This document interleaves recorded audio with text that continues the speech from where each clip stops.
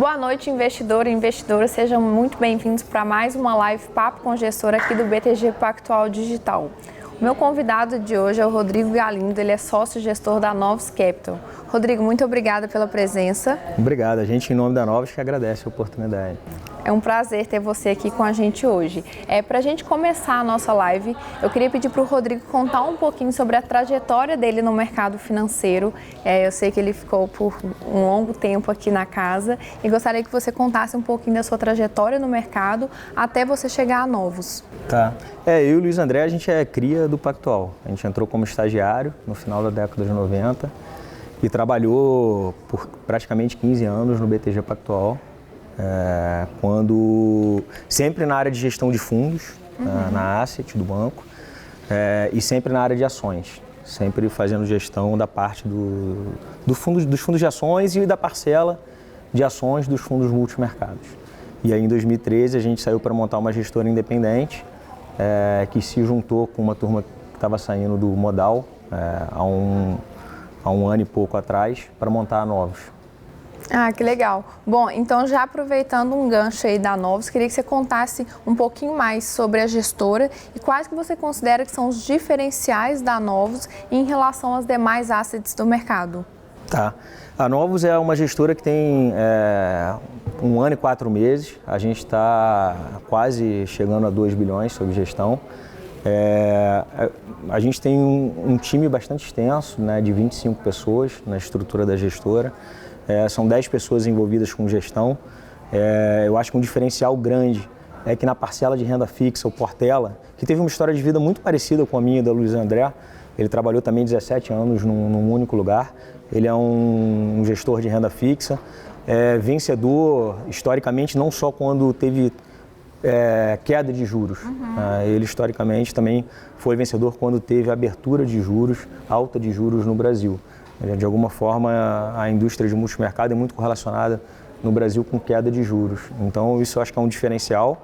E o outro diferencial, além, obviamente, da cobertura internacional que o Casan faz e de uma atuação que não só traz input, mas ajuda também nos diferentes momentos de ciclo rentabilizar os fundos, né, é a parcela de bolsa. Né? Dos 5 gestores sêniores, tem 3 que são de bolsas, que sou eu, Luiz André e o Bob. Então, a casa tem esse DNA de operar bolsa, né, para fundo macro. A gente já faz isso há 22 anos.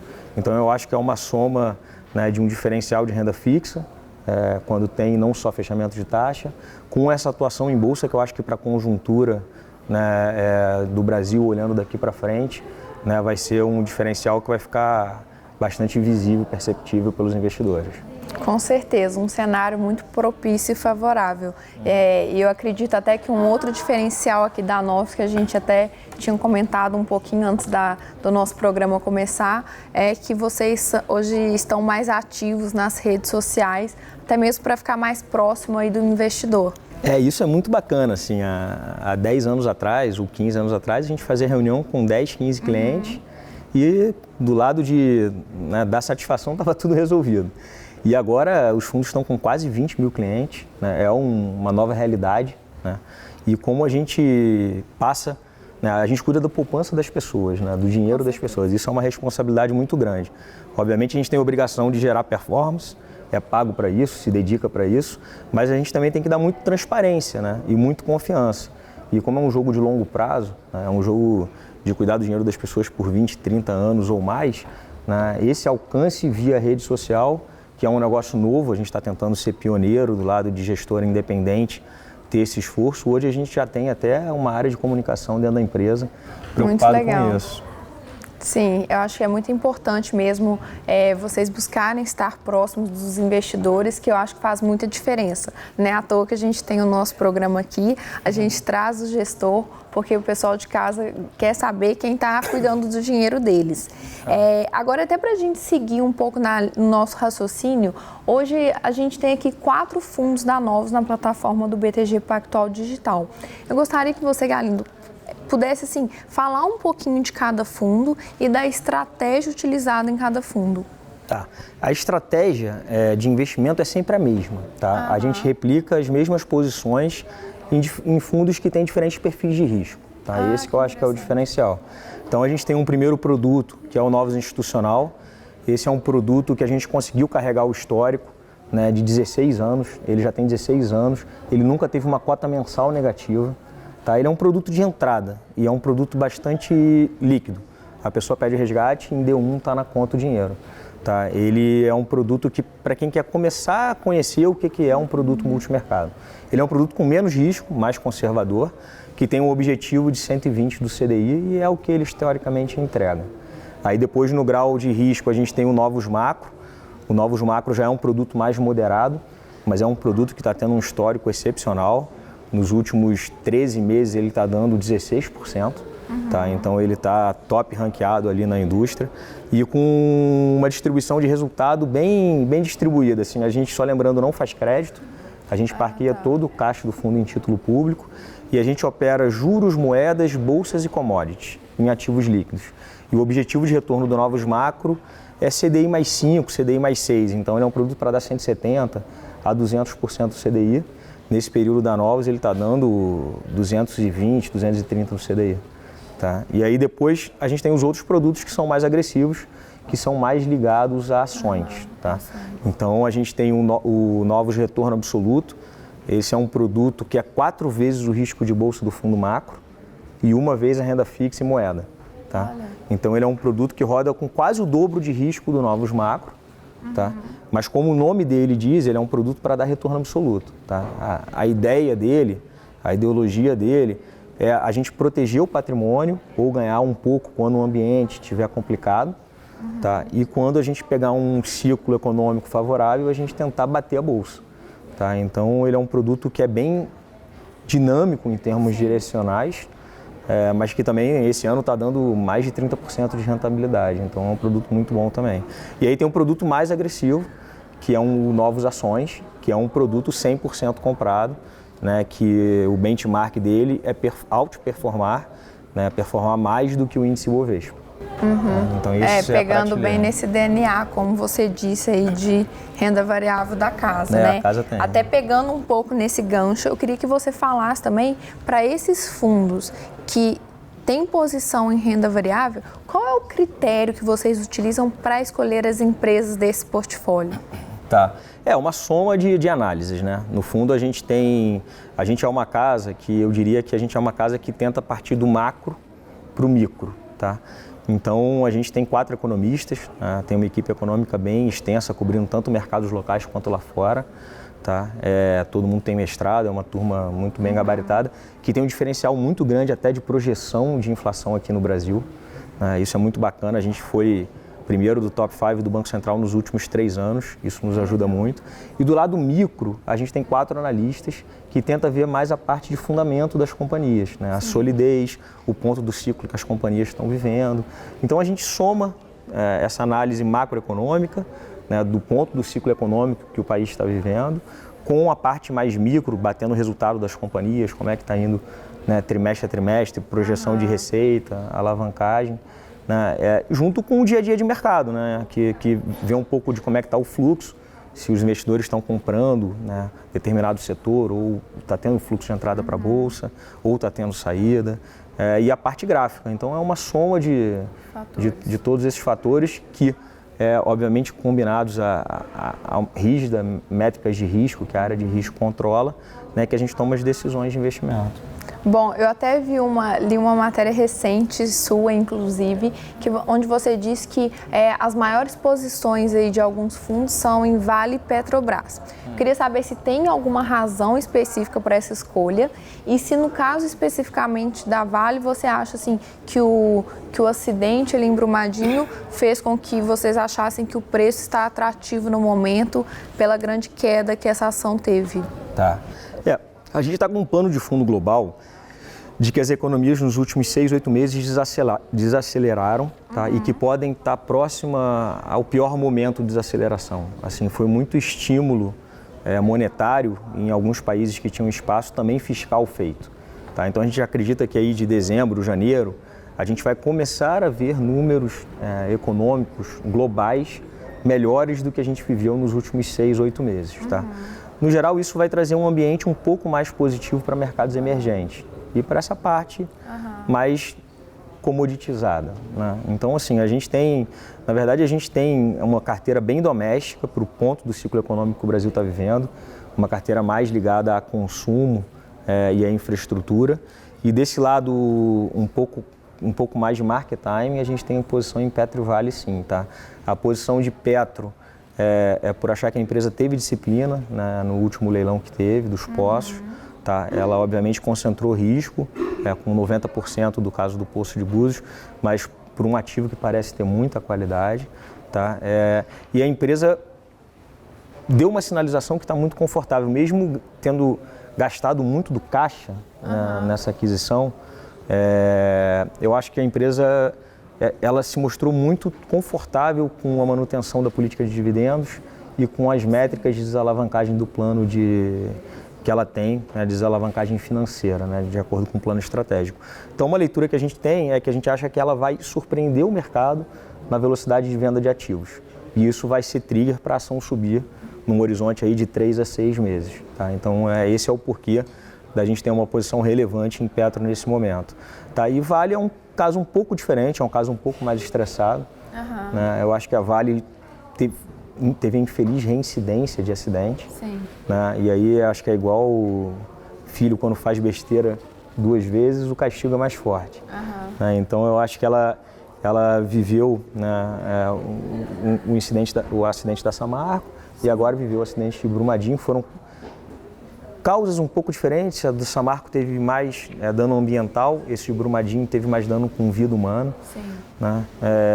Você precificar essa leniência do lado financeiro, fazer conta sobre isso é sempre muito difícil, mas eu acho que a empresa, por ter reincidência, ela aprendeu o quão é nocivo essa nuvem negra continuar em cima, né, da cabeça da companhia. Então acho que a companhia tem feito um esforço enorme, tá, para tentar resolver essa questão com os familiares e com o Ministério Público. Tá? Eu acho que ela vai acabar resolvendo num horizonte de 6 meses. E por um outro lado, ela está num momento operacional muito bom, que ela está gerando muito caixa. Uma empresa que praticamente zerou a dívida de curto prazo e se ficar mais um tempo gerando caixa como está, vai acabar zerando o endividamento da companhia. Então eu acho que ela resolvendo a questão da leniência, em algum momento, ela pode ser inclusive uma grande pagadora de dividendos. Tá? A nossa posição de Vale está via opções, tá? Mais para o segundo, para o terceiro trimestre do ano que vem. Mas é uma posição que a gente não sabe qual é o momento do trigger que vai destravar isso, mas acho que quando destravar, a empresa vai acabar reprecificando. Então, ambas vão se beneficiar desse momento bem propício aí de commodities, né? Agora, até falando um pouquinho mais nessa linha aí das empresas que vocês escolhem e estão no portfólio, eu queria saber se vocês realizam alguma diversificação setorial e caso sim ou caso não, eu queria também que você comentasse se tem algum setor aí que vocês acreditam que seja promissor. Eu acho que assim, o Brasil ele é anticíclico em relação ao mundo, né? Então o mundo ele desaqueceu para uma atividade mais morna e o Brasil, depois de 5, 6 anos muito difíceis do lado econômico, ele está num momento do ciclo de perspectivas muito boas para os próximos 2 a 3 anos. A gente acredita que o país pode crescer 2 a 3% ao ano nos próximos 3 anos. Tá? Isso dá uma perspectiva boa para as empresas domésticas, para as empresas locais. Tá? Obviamente, as empresas que são abertas em bolsa são empresas mais maduras, que já viveram muita coisa. Né? Na teoria, são empresas vencedoras do setor às quais elas pertencem.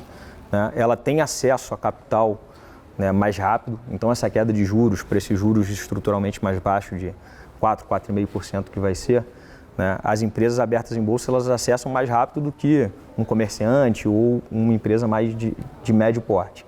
Tá? Então, acho que ela tem acesso, vai ter acesso a financiamento para as suas atividades empresariais boas. E aí, eu brinco, assim, hoje em dia a bolsa é 110 mil pontos, eu acho mais barato do que a 90 mil pontos. Tá? Porque é questão de projeção de aumento de receita. Pensa que quando a bolsa estava 90 mil pontos, para a gente estar vivendo pouco crescimento ou crescimento negativo com a inflação, né, a gente achava as empresas caras porque a gente projetava, né, a perspectiva de receita de uma forma muito conservadora. E agora, quando a gente vê essa perspectiva de 3 anos crescer 2%, 3%, essas companhias a gente projeta com crescimento de empresa de, em alguns casos, ali de 15%, 20% de crescimento de receita. Então, a gente acha que tem excelente oportunidade de buscar retorno aí de 15%, 18% ao ano, né? Volatilidade ajustada, porque a bolsa tem risco, a bolsa balança, mas tem várias empresas abertas na bolsa que eu acho que vão dar esse retorno nos próximos 3 anos. Legal, então você acredita que a bolsa ainda está barata? Acredito que está barata, eu acho que é uma oportunidade. Obviamente, a bolsa ela tem volatilidade, né? Ela tem, ela balança, né? Do lado de risco. Eu acho que é o balançar da bolsa do lado da gente, de gestão que tem que ter disciplina, é até uma boa oportunidade de estar aproveitando os momentos para estar aumentando a alocação.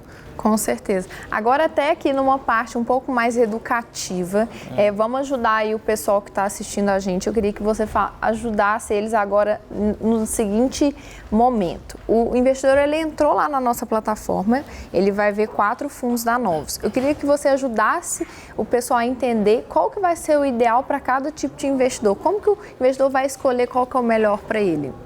Eu acho que isso tem muito a ver com o momento de vida que cada um está vivendo, né? Assim, é aquilo que eu comentei, assim, alguém que quer um pouco mais, que quer menos risco, que talvez tenha uma necessidade de curto prazo maior, o fundo de entrada, que é o Novos Institucional, ele é um fundo que é D1 para resgate e tem menos balanço, né, em termos de cota, tá? Ele é um produto para dar 120 do CDI, que é o que ele entrega, né, mas ele é um produto que tem cota positiva e negativa, mas numa magnitude muito menor. Tá? Isso eu acho que é para quem está buscando ou para passar um caixa ou para... Tem muitas empresas, muitas fundações, muitas pessoas físicas fundo com que alta aplicam para passar caixa porque... E ele é um produto diferente porque ele não tem crédito, né? E aí a gente até viu recentemente vários fundos de crédito passando por algum tipo de realização ou de estresse, né? E esse produto eu acho que ele tem se beneficiado, a gente tem até captado por causa desse... balanço que teve dos fundos de crédito recentes, tá? E aí a gente tem o Novos Macro acho que já tem que dar um pouco mais de tempo, tá? Ele é um produto que ele é D30 para resgate, mas eu acho que os investidores deveriam ter entre 6 meses a 2 anos, né? Porque, obviamente, a gente vai ter mês positivo, vai ter mês negativo, mas a composição nesse horizonte de 1 ano, 2 anos, ela tende a ser positiva. A gente tem um histórico de mais de 20 anos fazendo isso. E esse produto é para buscar, para entregar ali 170, 200 do CDI, ele está até entregando um pouco mais do que isso. Tá? E aí tem os outros fundos que têm muito mais risco, né? Aí eu acho que são fundos mais ligados à bolsa, né? Não tem jeito, são produtos que balançam 2%, 3% eventualmente num dia, tá? Mas que são produtos que buscam mais retorno. Sim. São produtos para dar ali 15%, 20% de retorno anualizado no longo prazo. Só que aí você tem que ter um horizonte de investimento um pouco mais longo, eventualmente botar uma parcela menor do patrimônio, que é o Novos Retorno Absoluto, né, que é um produto que tem um componente de market timing, aquela ideia de defender quando a bolsa está mal e render bem quando a bolsa está subindo, né, e o Novos Ações, que é um produto 100% de ações. Bom, são os produtos então tem para todos os gostos e para todos os tipos de investidores, né?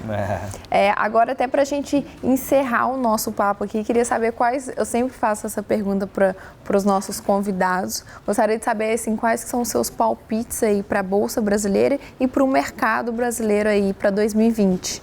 Tá. A gente, como eu comentei, a gente está com perspectiva bastante positiva para a Bolsa, tá? Então a gente recentemente aumentou o risco em Bolsa, quando a Bolsa caiu ali para próximo dos 100 mil pontos, a gente veio para uma alocação grande, tá, em Bolsa. Essa alocação está metade mais ou menos numa carteira doméstica, mais ligada a consumo e infraestrutura, para pegar esse ciclo aí de 2, 3 anos de crescimento econômico, tá, em empresas que eu acho que estão bem posicionadas. Tá? E a outra metade está nesse call mais global, mais ligadas a commodities. Tá? Então está no próprio índice, está via Petro e está via Vale numa estrutura de opções. Tá? Esse é o principal risco do fundo hoje, tá? É comprado na Bolsa aqui no Brasil. Tá? A gente tinha reduzido bastante a posição de juros por achar que está próximo ao fim de ciclo. Tá? Mas aí, como o câmbio agora deu uma estressada, os juros acabaram abrindo taxa também. Então a gente está aproveitando esse momento dos últimos 2 dias para voltar a ter risco no mercado de juros em posições mais curtas, para médias da curva, que eu acho que vão dar oportunidades de ganho, porque a gente acha que o Banco Central vai levar os juros para 4,25 ou para 4. Sim. Tá? E hoje está sendo precificado 4,5 nas curvas, então a gente tem montado essa posição recente. E a moeda, a gente tem operado de forma um pouco mais tática. Assim, a gente até acredita que as moedas vão se valorizar perante o dólar americano. Tá? Então, no fundo, a gente tem até um pouquinho de real via opção, tem um pouco de dólar australiano e um pouco de euro. tá? Mas são posições, né, um pouco mais táticas, porque no fundo também é um call que não vem funcionando ao longo desse ano. A gente acabou não acertando esse movimento, mas a gente, olhando para frente, a gente acredita que vai acontecer. Legal. E até eu acho que é uma dúvida que o pessoal sempre quer saber aí, alguns dos fundos eles são alavancados, eles trabalham mais alavancados? Assim, o institucional bem menos, muito mais controlado. A gente usa derivativos, tá? Então, o mercado de juros no Brasil é muito operado via derivativos, né? E a gente acaba operando dólar e futuro de índice também, tá? Eles são, eu acho que tem que gradualizar por risco, né? Em algum momento eles usam alavancagem, sim. Tá? Os fundos que têm mais risco, como eu falei, é o retorno absoluto e o novas ações. Tá? Esses produtos eles tendem a balançar mais. O Novos Institucional e o Novos Macro são produtos mais, né, um bem conservador e o outro mais moderado. Assim. Ele usa de estrutura de derivativos em algum momento com alavancagem, tá? Mas com bastante controle de risco. Tá? A área de risco lá conta com 5 pessoas. As métricas de risco são sempre bem respeitadas, tá? A gente segue os mandatos ali de forma muito fiel, tá? Isso é uma coisa importante assim que a gente investiu desde o início da empresa, tá? A gente tem uma área de risco bem robusta, tem ferramentas próprias, tem ferramentas terceirizadas, tá? E essa filosofia, aquilo que eu comentei logo no início, né? A gente cuida, né, da poupança das pessoas, do dinheiro das pessoas, né? É uma responsabilidade muito grande. Tá? E como a gente, na nossa cabeça, o negócio é uma maratona, é um jogo de longo prazo, a gente tem que ter métrica de risco muito bem apurada para passar os solavancos, que naturalmente acontecem no mercado, principalmente aqui no Brasil, que é um país emergente. Sim. E bem volátil em alguns momentos. Sem dúvida nenhuma. Devido à política, principalmente. Bom, queria agradecer primeiramente aqui a sua presença, por compartilhar conosco, nos ajudar a entender aí todos esses fundos que a gente tem na nossa plataforma. Muito obrigada. Eu que agradeço. E para você de casa que assistiu o nosso vídeo, se você gostou, curta o nosso vídeo, se inscreva no nosso canal e não se esqueça, para quem se interessou principalmente pela Asset, a Novos ela é super ativa em redes sociais, Instagram, YouTube e hoje ela está fazendo vários materiais, principalmente podcasts, né? Eu vi que vocês têm feito alguns, então a gente vai deixar aqui para vocês o arroba aí @Novos Capital. Quem tiver interesse, sigam eles também, porque eles têm postado eu acho que é um material que vai ajudar você, investidor em casa, a investir melhor. Muito obrigada e até semana que vem. Obrigado.